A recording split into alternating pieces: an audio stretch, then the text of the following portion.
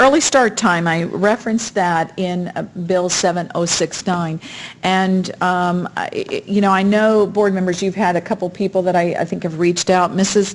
Marshall coordinates the committee that is your committee as a board called the Calendar Committee, and we've had some calls. Are we going to change? Are we going to change? Once that's signed by the governor, that does give us the authority that we can start no earlier than August the 10th. We are currently slated to start August 24th under the other legislation. Other school districts are doing a variety of things. Sherry Owens did reach out to her counterparts in several of the districts. Some of the districts like Sumter County, Seminole County, they have had earlier start times because of situations they've had with their letter grades, so they are used to starting earlier. They're working on their calendars now. They've had some tentative plans. With some of the other districts, they're finalizing their schedules now. Some are not changing. They're staying with the August 24th because it's already been set. Other districts are sending it back through their committees to review. My recommendation at this point in time I wanted to bring to you is that we have published the August 24th. The hesitancy I have in just making a decision to start earlier, there's positives and negatives of changing at this point in time. We do have some staff members, we have some parents that may have already made some vacation plans. I don't know how widespread that is. The flip side, we do have some people that are encouraging us to look at the earlier start time because of the fact that that's 2 weeks worth of instruction we would have available to us before our students are testing. So from an academic standpoint, there are some definite positives of doing that. And it also does allow us to end the semester. So our students that are involved in dual enrollment, there are some advantages there. So there are some academic advantages to that. My recommendation would be is to ask Mrs. Marshall to convene your committee back and let's pose the question.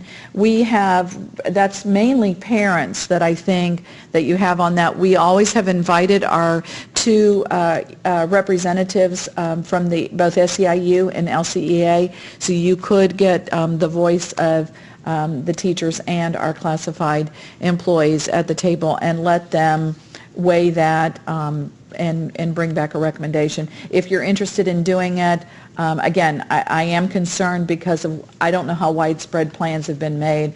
I know one other district said that they did have a few, but they were working through that, and if the decision is to move the calendar to an earlier start date, I do think we need to work with those staff members and parents if they already have plans that are made and commitments financially for that. Right, and it's been the same every year with me in my district. We've only had a couple that always call me about it. Yeah. It's not a large number, but I think your suggestion of sending it back to the committee and having them vet it would be the best thing to do. Mm-hmm. I heard you say there's a lot of parents. Is there any academic focused teachers or district staff that are also serving on that committee, or is it just parents? That committee has been a board appointed committee. You Right. appoint, is it two people per board members? One. I think it's one. And we have a principal from each level on it, but it's whomever you've appointed. So most of the members, I believe, are either community or parent members. There's a principal from each level, and I have an appointment, and I usually appoint a community representative. And again, we want to make sure that Mr. Klatt and Mrs. Cronin are also part of that. If any changes made, of course, we start with the student calendar, and we've worked through the other calendars that needed to go through negotiations. We would need to go back through that process, but it's your committee. I did not believe that it was appropriate for me to unilaterally say one way or the other. I wanted to bring it back for a discussion. I know that some of you may have been approached by people saying yay or nay. Some people want it, some people don't. But I again wanted to bring it back to you for your committee direction. Well, the one good thing about it, in my mind, since I've been on this board, is we've been trying to get the date back so that the semester was over before the winter break. Because once the kids go on winter break, they forget what they learned, and you've got to reteach them before they can take their tests. So I think that's a good... I have been pretty vocal about an earlier start date. Mr. Metz has been wonderful to listen to me every year, so I do feel, as loud as I've been on that, I, again, know that there's pros and cons to it. So does everyone at the agree slight to let time. the committee... So part of this process, I understand when the committee takes it the first time, they end up giving a couple of options for people to vote on, stakeholders. Are we looking at those folks having that same kind of say? Again, the process that we've used, the committee will need to discuss that. Time is of the essence. So that process has gone over about 60 days, somewhere in there, 30 to 60 days. I don't believe we have 30 days to 60 days to make this decision, but could the committee put a quick survey out? That's a possibility. We could, we'd have to look at, doing SurveyMonkey, or we could put something on the web and get a, but we really need to turn this around within the next 5 to 10 days. Yeah, I'd have a big concern about cutting all the people out who have already given their opinion about Right. the calendar Right. next year. Right. They need to continue to have a voice in that. Absolutely. So there should We be some have that survey out there. information, do we not? The people that have come on our surveys and given you the feedback? Okay. And one of the things the committee is going to have to talk about is it logistically possible is it too late? I mean, is it logistically possible for the very reason you're bringing? Because I share the same sentiment you do, is that we had a good process, it worked, and now, or do we wait till next year to utilize the option? How early would school have to start in order to finish up before break? August the 10th.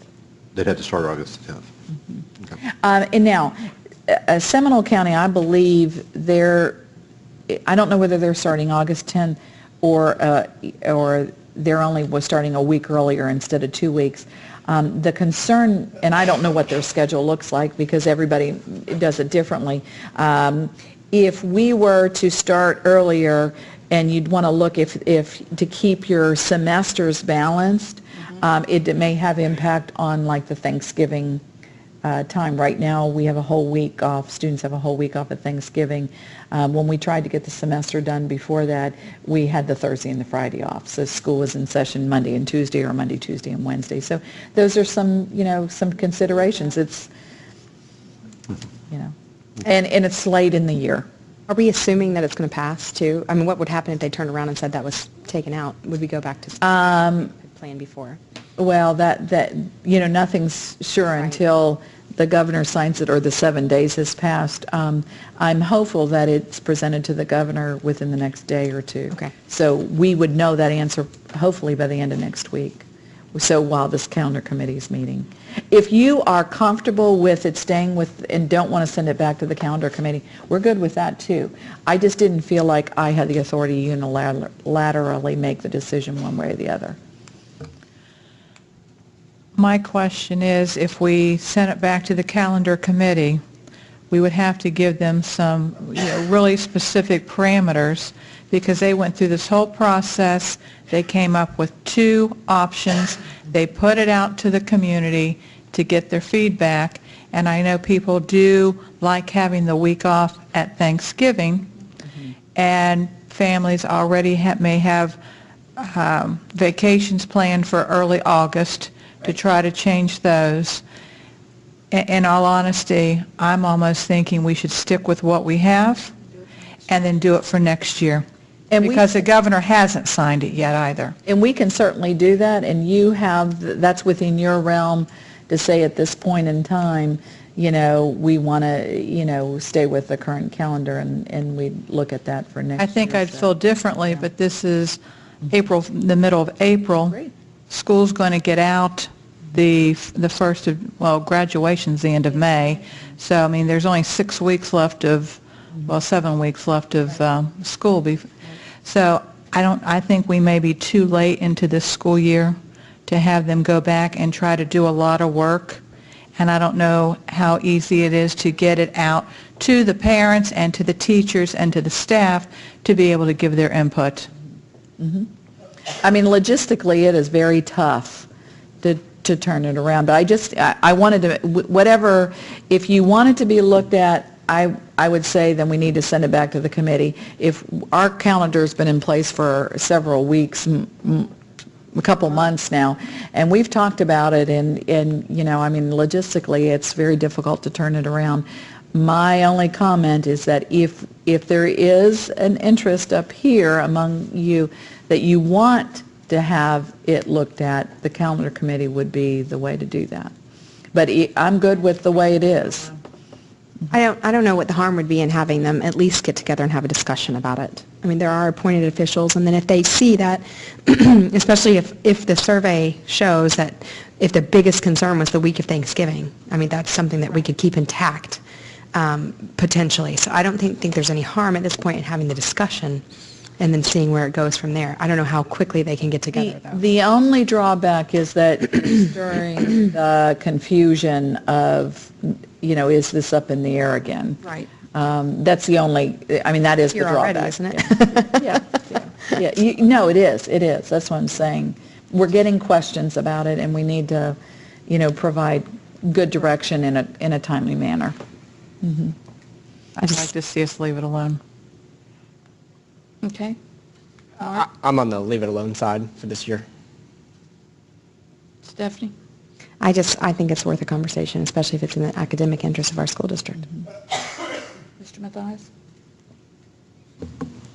I'm going to acquiesce to the academic component. So if they met and if it wasn't disruptive, then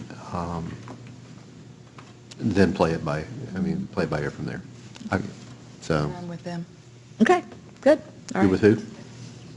Whoa. About having the discussion. Having the committee look at it. Having the discussion. Right. Let them vet it. Right. And then we'll bring an update back of whether we'll, okay. And if it can't be done, it can't be done. Okay, all right. The only